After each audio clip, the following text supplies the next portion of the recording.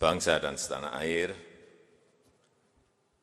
saya terus mengikuti perkembangan situasi terkait dengan COVID-19 dari waktu ke waktu dan terus memberikan perintah-perintah yang terukur agar kita bisa menghambat penyebaran virus COVID-19 dan tidak memperburuk dampak ekonomi yang bisa mempersulit kehidupan masyarakat. Oleh karena itu, semua kebijakan, baik kebijakan pemerintah pusat maupun kebijakan pemerintah daerah, akan dan harus ditelaah secara mendalam agar efektif menyelesaikan masalah dan tidak semakin memperburuk keadaan.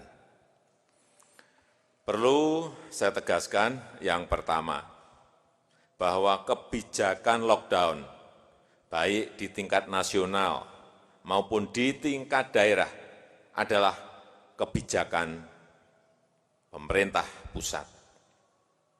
Kebijakan ini tidak boleh diambil oleh pemerintah daerah.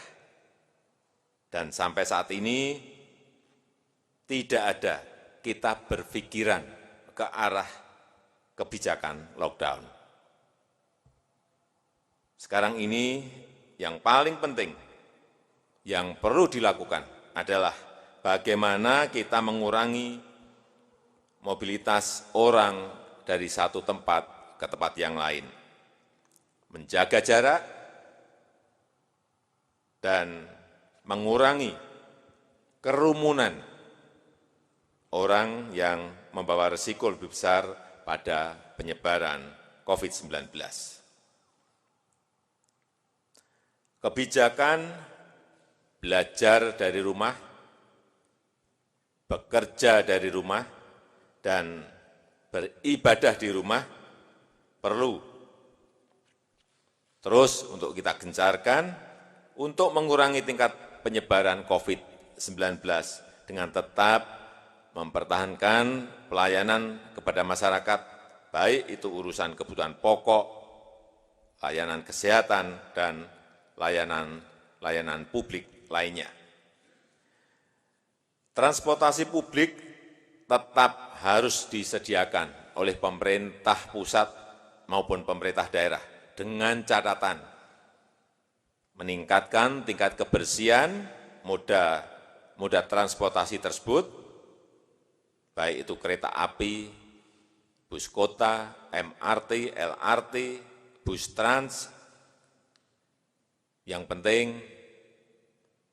bisa mengurangi tingkat kerumunan, mengurangi antrian, dan mengurangi tingkat kepadatan orang di dalam moda transportasi tersebut. Sehingga kita bisa menjaga jarak satu dengan lainnya. Yang kedua, semua kebijakan besar di tingkat daerah terkait dengan COVID-19 harus dibahas terlebih dahulu dengan pemerintah pusat.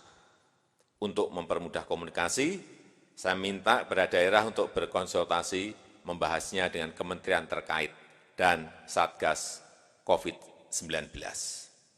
Yang ketiga, untuk menghindari kesimpang siuran informasi yang disampaikan kepada publik, saya juga minta agar Satgas COVID-19 menjadi satu-satunya rujukan informasi kepada masyarakat.